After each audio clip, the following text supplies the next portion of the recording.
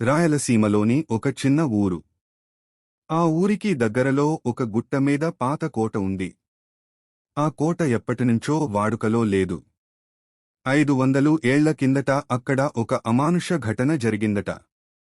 అప్పటినుంచే ఆ కోటలో ఎవరూ ఉండలేరని, అర్ధరాత్రి తర్వాత ఆ కోట దగ్గరకు వెళ్లినా ప్రాణాలతో తిరిగి రావడం కష్టమని ఊరంతా నమ్మకం. ఆ కోటలో ఉండే దయ్యాన్ని ఊరి వాళ్ళు 500 ఏళ్ల పిశాచి అని పిలుస్తారు. ఒకప్పుడు ఆ కోటలో గజపతి అనే రాజు ఉండేవాడు. రాజు చాలా క్రూరుడు. అతని కళ్ల ముందే ఒక రాజకుమారి తనను తిరస్కరించిందని కోపంతో ఆమెను సజీవంగా కాల్చేశాడు. ఆమె చావుకి ముందు చేసిన శాపం వల్లే ఆ కోట శపించబడింది. ఆ రాజకుమారి ఆత్మ పిశాచిగా మారి ఇప్పటికీ అక్కడ సంచరిస్తోందని ఊరంతా చెప్పుకునేరు. ఆమె ఆత్మ 500 ఏళ్లుగా అక్కడి వారిని వెంటాడుతోంది. అలా ఒక రోజు కొంతమంది యువకులు ఆ కథలు నిజమో కాదో తెలుసుకోవాలని నిర్ణయించారు. రాత్రి 12 గంటలకు వారు ఆ కోటలోకి వెళ్లారు. మొదట్లో ఏమీ కనిపించలేదు. కాని లోపల అడుగులు వేసిన కొద్దిసేపటికే ఒక్కసారిగా చలిగాలి వీచింది. గోడల మీద కదులుతున్న నీడలు కనిపించాయి. ఆ యువకుల గుండెల్లో గుబులు మొదలైంది. ఒక క్షణం తరువాత దూరంలో ఒక తెల్లని పొడవాటి జుట్టు, ఎర్ర కళ్లతో, పాతకాలపు ఆభరణాలు ధరించిన రూపం కనిపించింది. అది నెమ్మదిగా వారి వైపు కదిలింది. నా ప్రాణం తీసిన ఈ రాజ్యానికి ఎవరు రావాలి అని ఒక గంభీర స్వరం వినిపించింది. యువకులు భయంతో వణుకుతూ బయటికి పారిపోవడానికి ప్రయత్నించారు. కాని ఆ కోట గేట్లు ఆటోమాటిక్గా మూసుకుపోయాయి. ఆ కోట గేట్లు ఒక్కసారిగా మూసుకుపోయాక ఆ యువకుల గుండెల్లో భయానక తుఫాను మొదలైంది. వాళ్లు అరుస్తూ, ఎవరు ఎవరు గేటు మూశారు అని గట్టిగా కేకలు పెట్టారు. అదే సమయంలో గోడలమీద దీపాల్లాంటి ఎర్రని కళ్ళు ఒక్కొక్కటిగా వెలిగాయి. ఆ కళ్లతో వారిని చూస్తూ ఒక స్త్రీ స్వరం వినిపించింది. ఈ కోటలో అడుగుపెట్టిన వాడెవరూ సజీవంగా బయటికి పోలేరు. మీరు నన్ను మేల్కొలిపారు. 500 ఏళ్ల క్రితం చనిపోయిన నా రక్తం ప్రతీకారం అడుగుతోంది. అదిగో ముందే నిలబడి ఉన్న ఆ తెల్లని జుట్టు కలిగిన పిశాచి రూపం వారివైపు నడుస్తూ వచ్చింది. ఆమె అడుగులు నేల మీద తగలలేదు. గాల్లో తేలిపోతూ వస్తోంది. ఒక యువకుడు ధైర్యం చేసి మొబైల్ టార్చ్ ఆన్ చేశాడు. కాని ఆ కాంతి ఆ పిశాచిని తాకగానే మొబైల్ ఒక పెద్ద చిటపట శబ్దం చేస్తూ పగిలిపోయింది. అందరూ మరింత భయంతో ఒక్కచోట కూర్చున్నారు. ఆ పిశాచి ఒకరిని చూపించి అంది, నీకు తెలుసా? నన్ను చంపిన రాజు కూడా నిన్నలాగే ధైర్యంగా ఉన్నాడు. కాని అతనికి తెలిసింది ఆలస్యంగా. నువ్వు నా కోపం నుంచి తప్పించుకోలేవు. అందులో ఒకరు, రమణ అనే యువకుడు వణుకుతూ అడిగాడు, అమ్మా, మేము తప్పు చేయలేదు. మేము కేవలం చూడటానికి వచ్చాం. మాకు ప్రాణం కాపాడు. ఆ పిశాచి ఒక్కసారిగా భయంకరంగా నవ్వింది. ఆ నవ్వు కోట అంతా మారుమ్రోగింది. మీరు నాకిచ్చే ప్రాణం లేకుండా నేను క్షమించను. ఈ రక్తపాత కోటలో ప్రతివాడూ నా బలి కావాలి. అది చెప్పగానే కోటలోని తలుపులు ఒక్కొక్కటిగా గదంగదంగ శబ్దం చేస్తూ మూసుకుపోయాయి. వాళ్లు ఏ గది నుంచి బయటికి రావలేని పరిస్థితి. ఒక కిటికీ నుంచి బయటకు దూకాలని ప్రయత్నించిన వారు గమనించారు. కింద నేల కనిపించలేదు. ఎక్కడ చూసినా నల్లటి పొగ. అంతులేని లోయలా కనిపించింది. అప్పుడు వారిలో ఒకరు గుర్తుచేశారు, మన ఊర్లో పెద్దలు చెబుతుంటారు, ఈ కోట శాపాన్ని తుడిచేయాలంటే రాజకుమారి రక్తం కారిన చోట మంత్రం చదవాలని. అదే మార్గం. ఆ మాట విన్న వెంటనే ఆ పిశాచికి కోపం వచ్చి గోడలన్నీ కదలడం మొదలయ్యాయి. ఆ రహస్యం ఎవరు చెప్పారో అంటూ ఆమె అరుపు కోటను కదిలించింది. ఆ కోట గోడలు కంపించడంతో యువకులు గుండెల్లో గుబులు పడ్డారు. ఇప్పుడు ఇక్కడి నుంచి తప్పించుకోవడం కష్టమే అని వారందరికీ అర్థమైంది. రమణ నెమ్మదిగా అన్నాడు, మనకు ఒక్క మార్గమే ఉంది. రాజకుమారి రక్తం కారిన ప్రదేశం కనుక్కోవాలి. అదే మనల్ని రక్షిస్తుంది. అది విన్న వెంటనే పిశాచి గంభీరంగా నవ్వింది. నన్ను ఓడించడానికి ప్రయత్నిస్తున్నారా? మీరెవరూ ఆ ప్రదేశం కనుగోలేరు. అది నా శాపంతో దాచబడి ఉంది. అంతేకాదు, ఒక్కసారిగా ఒక భారీ గాలి తుఫాను కోటలో పుట్టింది. దాంతో గోడల మీద ఉన్న పాత చిత్రాలు ఒక్కొక్కటిగా కింద పడిపోయాయి. ఆ చిత్రాల్లో ఒకదానిలో ఒక రాజకుమారి ముఖం స్పష్టంగా కనిపించింది. ఆమె కన్నుల నుంచి రక్తం కారుతున్నట్టు చిత్రంలో వింతగా కనిపించింది. అందులో ఒక యువకుడు అనుమానంగా అన్నాడు, ఇదే సంకేతం కావచ్చు. ఈ చిత్రంలో ఏదో రహస్యం దాగి ఉంది. ఆ మాట విన్న వెంటనే ఆ పిశాచి ఒక్కసారిగా కోపంతో అరుస్తూ, అదిని తాకొద్దు. అది నా నిత్య శాపం అని అరిచింది. కాని రమణ ధైర్యం చేసి ఆ చిత్రాన్ని గోడనుంచి తీసేశాడు. ఆ చిత్రానికి వెనుక ఒక చిన్న రహస్య తలుపు కనిపించింది. అందరూ ఆశ్చర్యపోయారు. ఆ తలుపు తీయగానే లోపల ఒక చీకటి గది కనిపించింది. ఆ గదిలో నేలమీద రక్తపు మరకలు ఇంకా తేలికగా కనిపిస్తున్నాయి. వారందరికీ వణుకు మొదలైంది. ఇదే రాజకుమారి రక్తం కారిన ప్రదేశం కావాలి అని రమణ అన్నాడు. వెంటనే ఆ పిశాచి వాళ్ల ముందు ప్రత్యక్షమైంది. ఆమె రూపం మరింత భయంకరంగా మారింది. పొడవాటి కాళ్ళు, పొడిగిన గోర్లు, కళ్లనుంచి ఎర్రని అగ్ని చెల్లచెల్లు. మీరు నా గది తలుపు తెరిచారు. ఇక మీరందరూ నాకే చెందారు అని గర్జించింది. వారందరూ భయంతో ఒకచోట చేరిపోయారు. అప్పుడు రమణ జేబులోంచి చిన్న రుద్రాక్ష మాల తీసి మంత్రం జపించడం మొదలుపెట్టాడు. ఆ మంత్రధ్వని వినగానే పిశాచికి ఒక్కసారిగా నొప్పి మొదలైంది. ఆమె కేకలు కోట అంతా మార్మోగించాయి. కాని ఒక్కసారిగా ఆ మాల రమణ చేతిలోంచి ఎగిరిపడి నేలమీద పగిలిపోయింది. ఆ క్షణంలో గదంతా చీకటితో కప్పబడింది. ఆ గది చీకటితో కప్పబడిన క్షణంలో యువకులు ఒకరిని ఒకరు కూడా చూడలేకపోయారు. కేవలం ఆ పిశాచిరాలి గంభీర స్వరం మాత్రమే వినిపించింది. మంత్రాలతో నన్ను ఓడిస్తారని అనుకుంటున్నారా? నేను 500 ఏళ్ల ప్రతీకారం తీర్చుకోవాల్సి ఉంది. మీ ప్రాణాలు నా బలిపీఠం మీదే ముగుస్తాయి. ఆ మాటలతో గోడల మీద రక్తపు రాతలు తేలికగా వెలిగాయి. అందులో ఒకే ఒక్క వాక్యం రాసి ఉంది, నిజం వెలుగులోనే విముక్తి. రమణ గట్టిగా అన్నాడు, నిజం వెలుగులోనే విముక్తి అంటే దీపం వెలిగించాలి. అందులో ఒక యువకుడు దగ్గరలో పడి ఉన్న పాత కొవ్వొత్తిని వెలిగించాడు. ఆ కాంతి గదంతా వ్యాపించగానే రక్తపు మరకల మధ్యలో ఒక చిన్న లోహపు పెట్టె కనిపించింది. వారందరూ దాని దగ్గరికి వెళ్లగా పిశాచి కేకలు వేసింది, ఆ పెట్టె తాకొద్దు. అది నా శాపరహస్యం. కాని రమణ ధైర్యంగా ఆ పెట్టె తీసి తెరిచాడు. అందులో పాత బంగారు తాళం ఉంది. ఆ తాళం చూడగానే పిశాచి రూపం ఒక్కసారిగా వణికింది. అది నా బంధన తాళం. దాన్ని నాశనం చేస్తేనే నేను విముక్తి పొందుతాను. కాని మీరు నన్ను బంధించాలనుకుంటే మీ ప్రాణాలు పోతాయి. ఇది విన్న యువకులు గందరగోళానికి గురయ్యారు. మనమేం చేయాలి?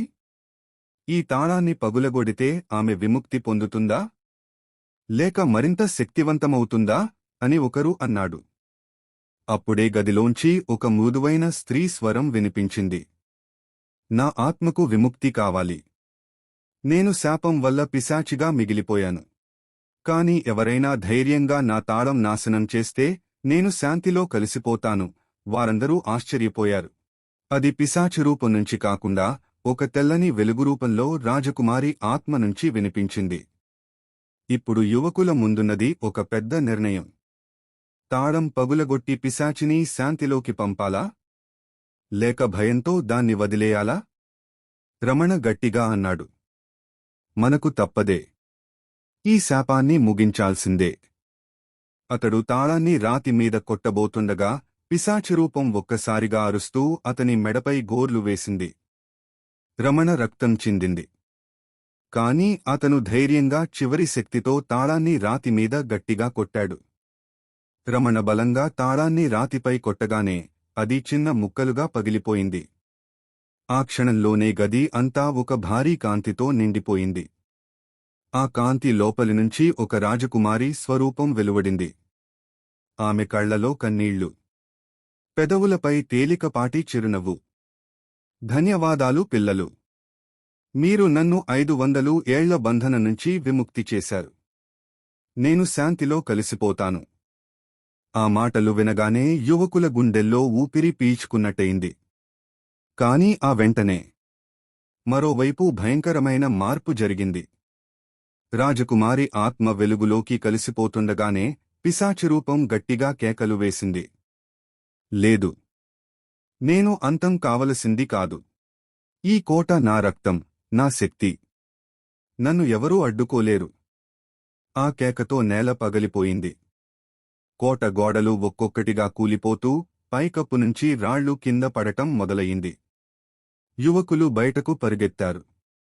కాని బయటికి వెళ్లే గేటు ఇంకా మూసే ఉంది.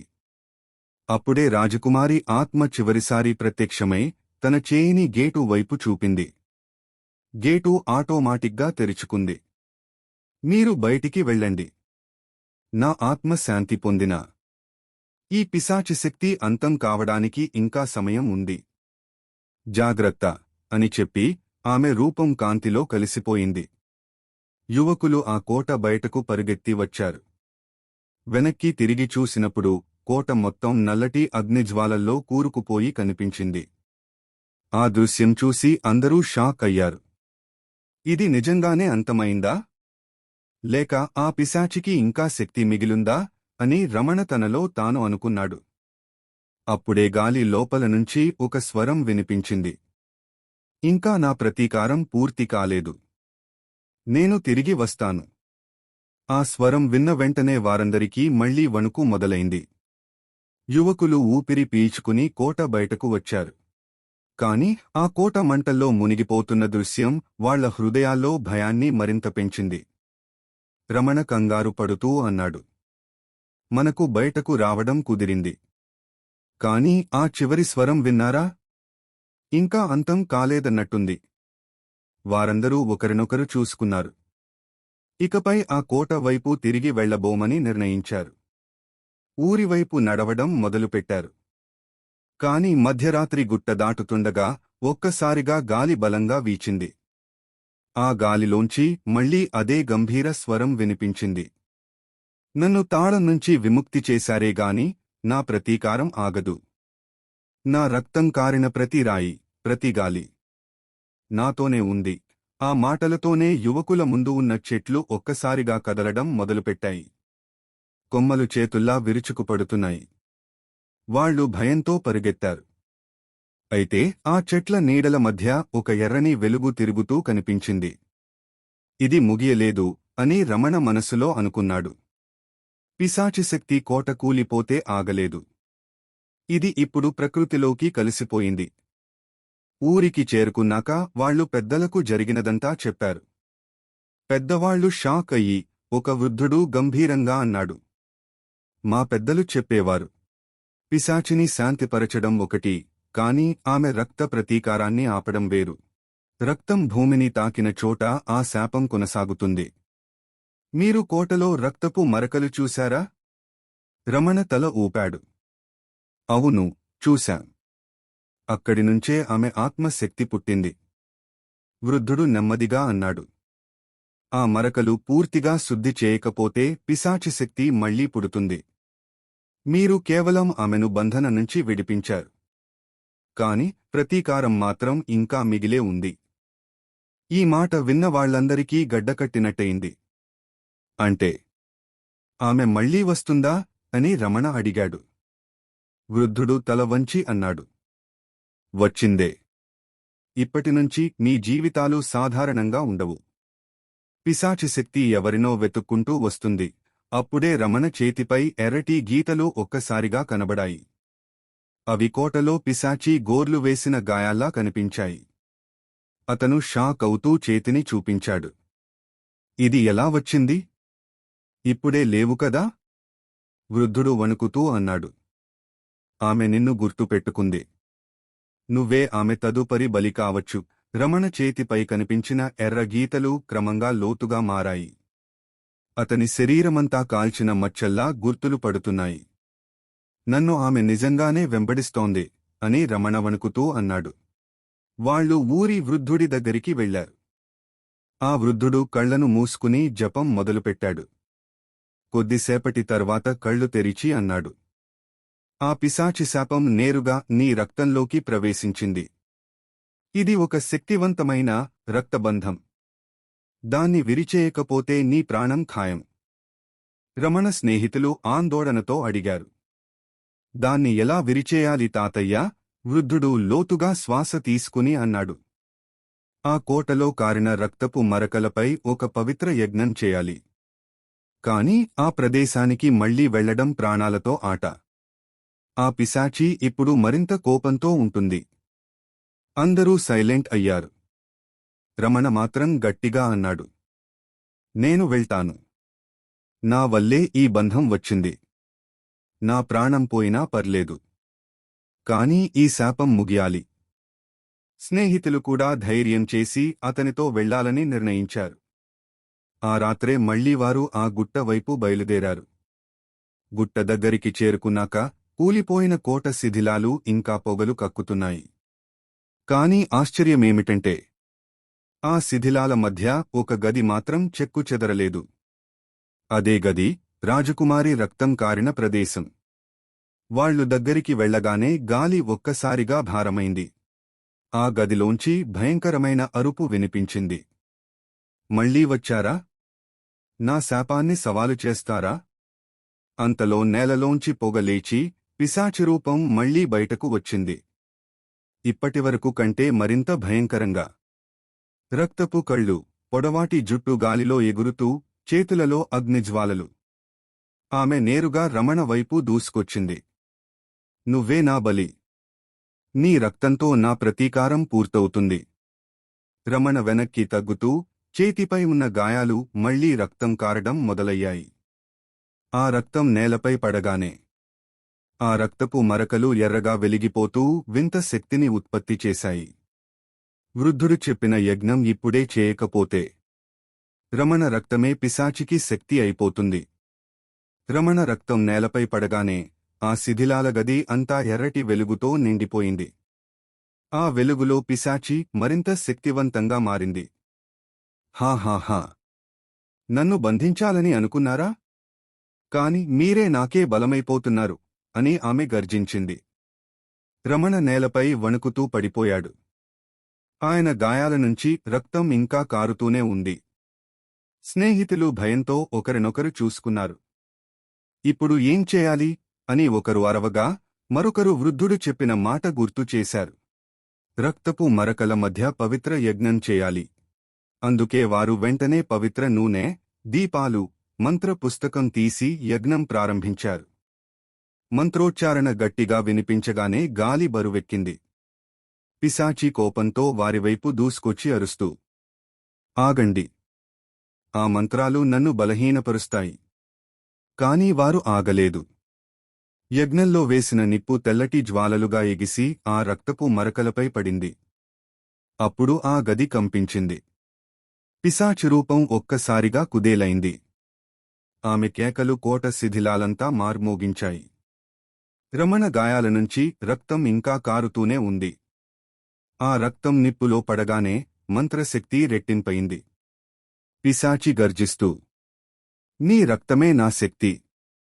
అదే ఇప్పుడు నా అంతమా అని కేక వేసింది. ఆమె రూపం మెల్లగా కరిగిపోతూ పొగలో కలిసిపోయింది.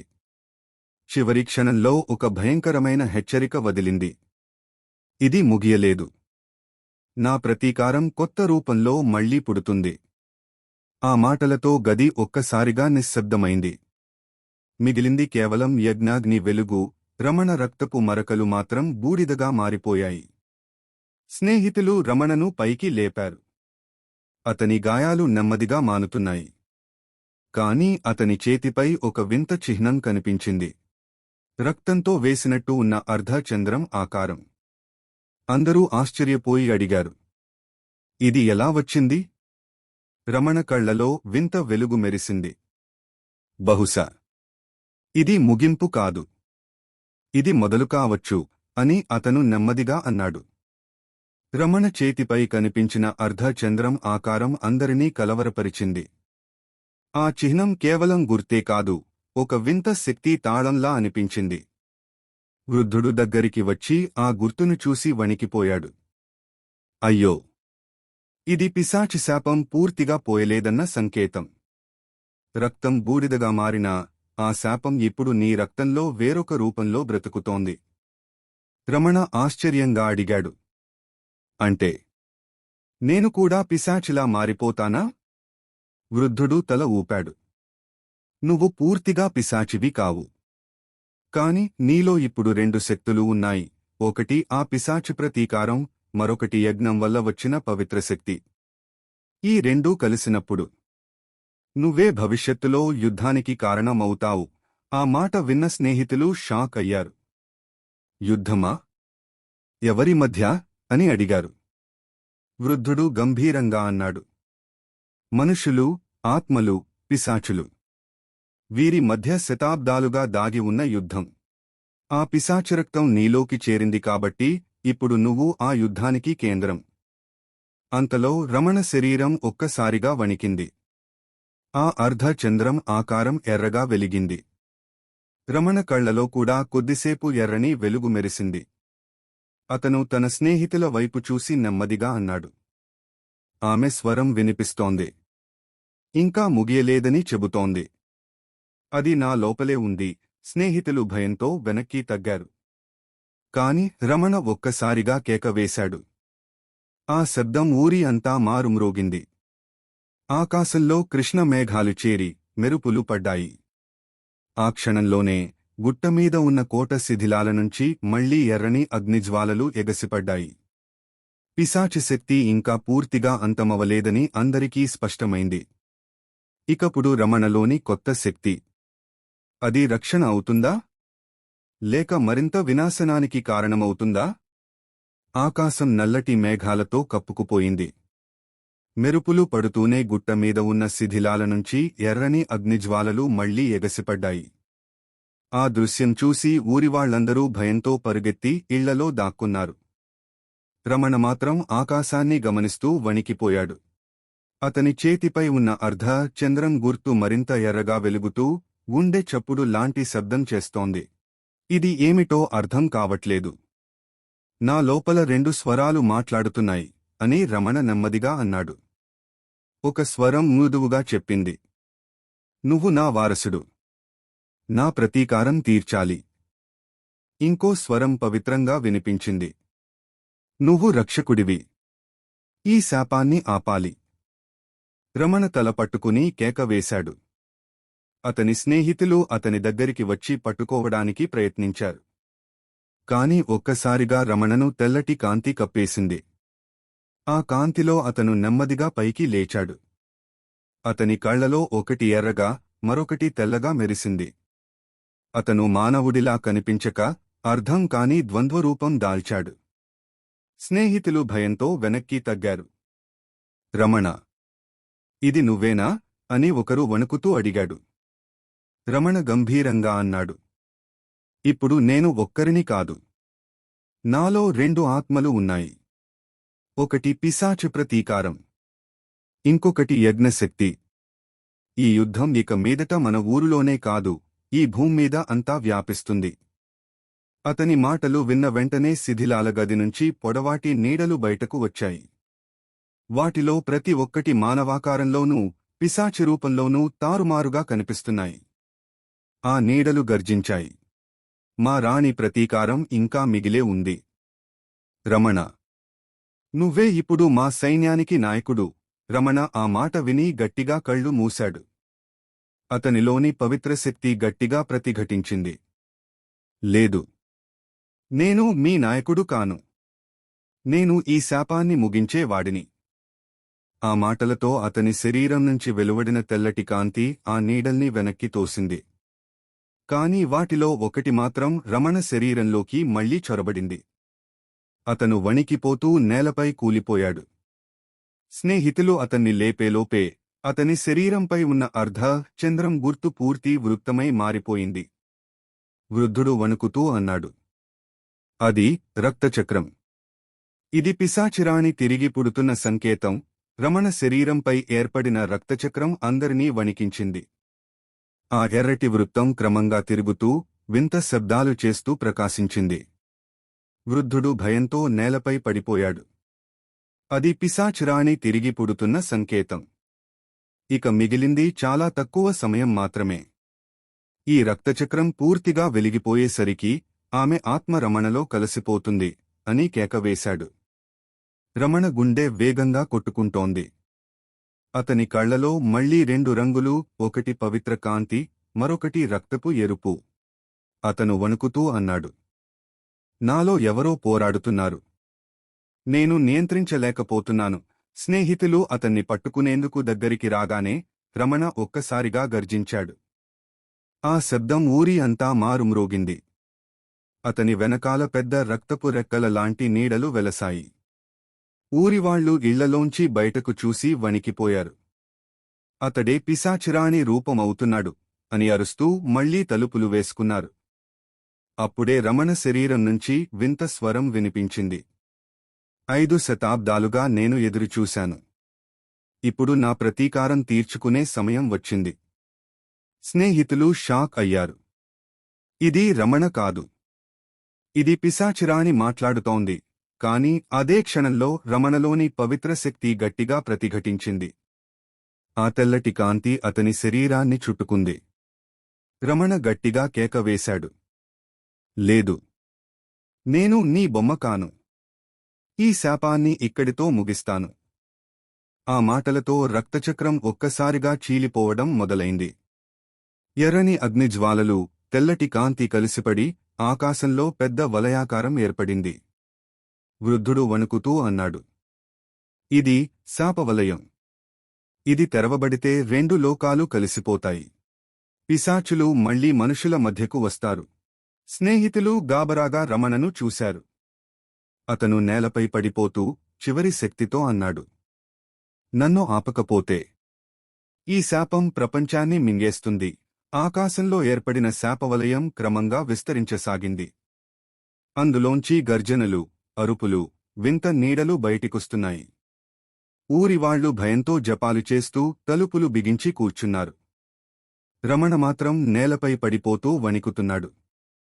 ఆయన శరీరంపై ఉన్న రక్తచక్రం పగిలి ఎర్రని రక్తపు ధారలు గాలిలో తేలుతున్నాయి.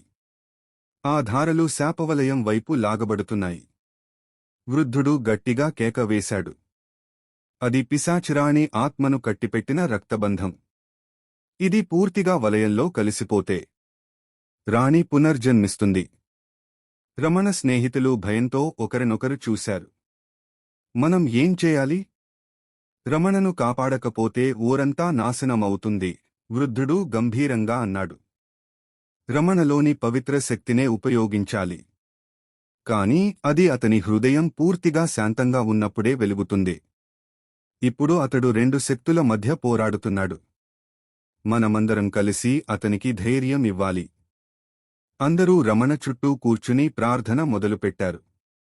ఆ మంత్రధ్వనులు విన్న రమణ కళ్ళు మూసుకున్నాడు. అతని లోపల 2 స్వరాలు మళ్లీ వినిపించాయి. ఒకటి పిశాచిరాణి, నువ్వు నా వాడివి. నీ రక్తంలో నా శక్తి ఉంది. నన్ను అంగీకరించు. మరోటి పవిత్ర స్వరం, నువ్వు నీ ఊరి రక్షకుడివి. ప్రతీకారం కాదు, క్షమాపణే నిజమైన శక్తి. రమణ వణికిపోతూ కేక వేశాడు. అతని గుండె నుంచి ఒక్కసారిగా తెల్లటి కాంతి జ్వాల ఎగసింది. ఆ కాంతి రక్తచక్రాన్ని పూర్తిగా మింగేసింది. ఆ క్షణంలో శాపవలయం ఆగిపోయింది. అందులోంచి బయటకు రావాలనుకున్న పిశాచుల అరుపులు ఒక్కసారిగా క్రమంగా మాయమయ్యాయి. కాని అదే సమయంలో ఒక వింత నీడ మాత్రం వలయం నుంచి బయటకు దూకింది. ఆ నీడ నేరుగా రమణ ముందు నిలబడి మెల్లగా రూపం దాల్చింది. అది పిశాచిరాణి రూపమే. కాని అస్థిరంగా, అర్ధమాత్రంగా ఉన్న రూపం. ఆమె ఎర్రగా వెలిగే కళ్లతో రమణను చూసి గర్జించింది. నువ్వు నన్ను పూర్తిగా ఆపలేవు. నా ప్రతీకారం 5 శతాబ్దాలుగా ఎదురు చూస్తోంది. నువ్వే నా కొత్త శరీరం అవుతావు. రాత్రి ఆకాశం నల్లటి మేఘాలతో కప్పుకుపోయింది. శాపవలయం ఆగిపోయినప్పటికీ రమణ ముందు నిలబడి ఉన్న పిశాచిరాణి రూపం అందరినీ వణికించింది. ఆమె కళ్లలో ఎర్ర మంటలు మండుతున్నాయి. రమణ, నువ్వు ఎంత ప్రయత్నించినా నా రక్తం నీలో ఉంది. నువ్వు తప్పించుకోలేవు. నువ్వే నా కొత్త శరీరం అవుతావు అంటూ ఆమె గర్జించింది. రమణ వణికుతూ నిలబడాడు. అతని శరీరంపై మళ్లీ రక్తచక్రం మెరుస్తోంది. కాని ఈసారి అతని హృదయం నుంచి వెలువడిన తెల్లటి పవిత్ర కాంతి కూడా ఆ వలయాన్ని అడ్డుకుంటోంది. రమణ నెమ్మదిగా అన్నాడు, నేను నీ బొమ్మ కాను. నీ శాపం ఇక్కడితో ముగుస్తుంది. ఆ మాట విన్న పిశాచిరాణి గట్టిగా నవ్వింది. నన్ను 5 శతాబ్దాలుగా ఎవరూ ఆపలేకపోయారు. నువ్వు ఒక్కరేనా నన్ను జయించగలవని అనుకుంటున్నావా? ఆమె చేయి చాపగానే గాలిలో ఎర్రటి అగ్నిజ్వాలలు వెలసి రమణపై దూసుకొచ్చాయి. అతని స్నేహితులు కేకలు వేస్తూ వెనక్కి తగ్గారు. కాని రమణ కళ్ళు మూసుకున్నాడు. అతని లోపల పవిత్ర స్వరం వినిపించింది. నీ భయాన్ని విడిచిపెట్టు. నీ హృదయ శాంతిని నమ్ము. ఆ వెంటనే రమణ చేతుల నుంచి తెల్లటి కాంతి తరంగం బయటకు విరజిమ్మింది. అది ఎర్రటి అగ్నిజ్వాలల్ని మింగేసి పిశాచిరాణి రూపాన్ని వెనక్కి తోసింది. ఆమె కేక వేశారు, ఇది తాత్కాలికం మాత్రమే. నీ రక్తంలో నేను బతుకుతున్నంతవరకు నన్ను పూర్తిగా ఆపలేవు. రమణ శక్తితో ఎదురుదాడి చేస్తూ అన్నాడు, అది నిజం. నీ రక్తం నా లోపల ఉంది. కాని నువ్వు మరిచిపోయింది ఒక్కటే, నా ఊరి బలం కూడా నా లోపలే ఉంది. ఆ మాటలతో రమణ వెనుక నిలబడ్డ అతని స్నేహితులు, వృద్ధుడు, ఇంకా ఊరివాళ్లు అందరూ కలసి జపం మొదలుపెట్టారు. ఆ ప్రార్థన శక్తి రమణ శరీరంలోకి చేరి అతని తెల్లటి కాంతిని మరింత బలంగా మార్చింది. ఆ కాంతి నేరుగా పిశాచిరాణి రూపాన్ని తాకింది. ఆమె రూపం క్రమంగా కరిగిపోతూ దుమ్ముగా గాలిలో కలిసిపోసాగింది. కాని చివరి క్షణంలో ఆమె స్వరం మారుమ్రోగింది, ఇది ముగింపు కాదు. రక్తం ఎక్కడ ఉందో నేను అక్కడ తిరిగి పుడతాను. రమణ నేలపై కూలిపోయాడు. కాంతి మసకబారింది. అందరూ అతని దగ్గరికి పరుగెత్తి వెళ్లారు. వృద్ధుడు రమణని గమనించి వణుకుతూ అన్నాడు, ఆమె ఆత్మ తాత్కాలికంగా చెదరిపోయింది. కాని శాపం పూర్తిగా తొలగలేదు. ఇంకా ఒక యుద్ధం మిగిలి ఉంది. రమణ నేలపై పడిపోయి ఊపిరి పీలుస్తున్నాడు.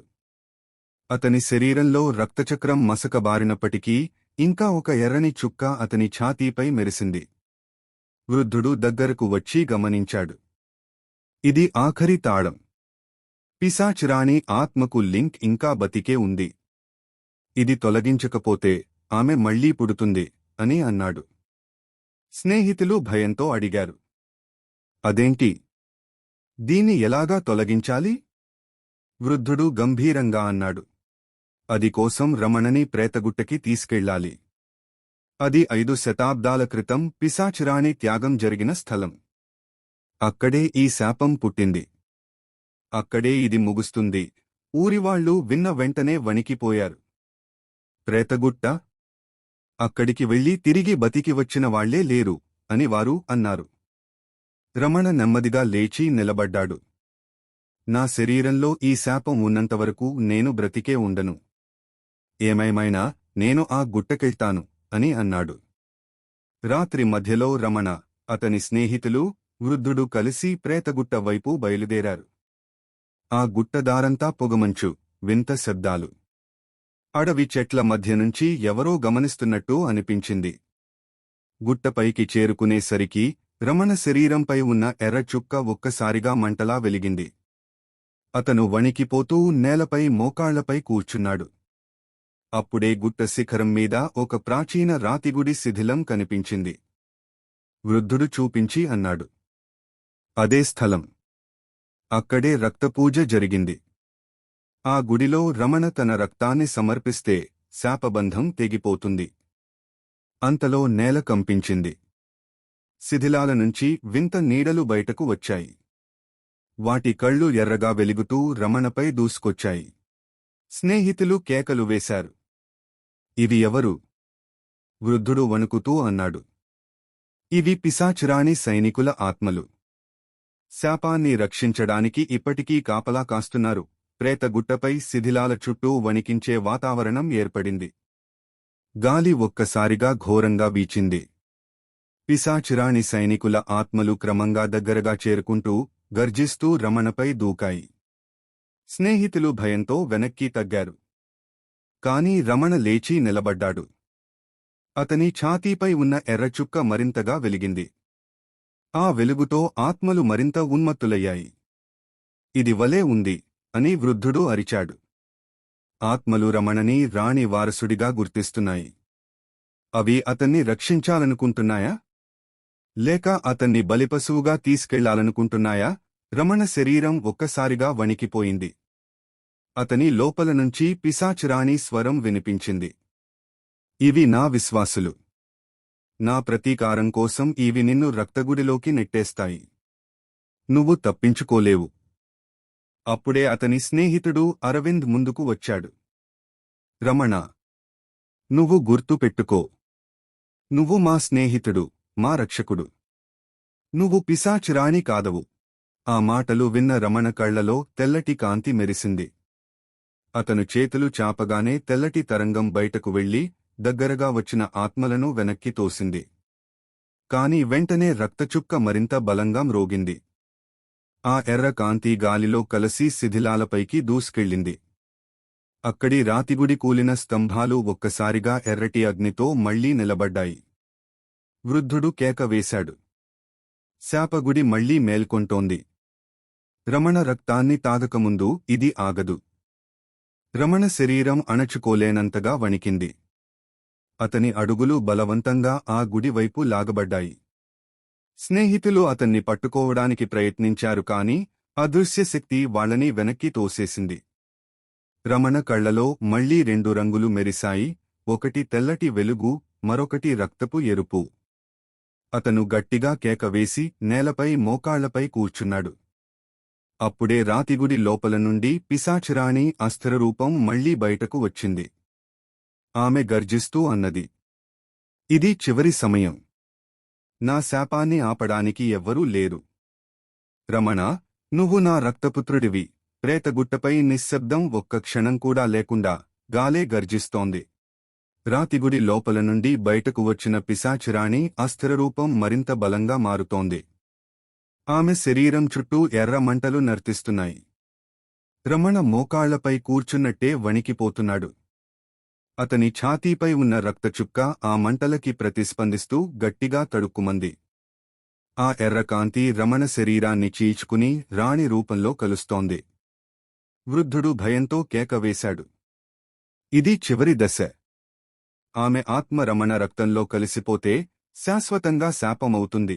స్నేహితులు కన్నీళ్లతో రమణను పట్టుకోవడానికి పరుగెత్తారు. కాని ఆ గుడి చుట్టూ అదృశ్యశక్తి గోడ ఏర్పడి వారిని బయటకు తోసేసింది. పిశాచురాణి గర్జించింది. 5 శతాబ్దాలు. ఇప్పుడు నా ప్రతీకారం పూర్తవుతుంది. రమణ, నువ్వే నా శరీరం.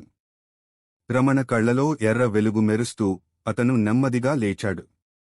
కాని అదే సమయంలో అతని హృదయం నుంచి తెల్లటి పవిత్ర కాంతి మళ్లీ వెలిగింది.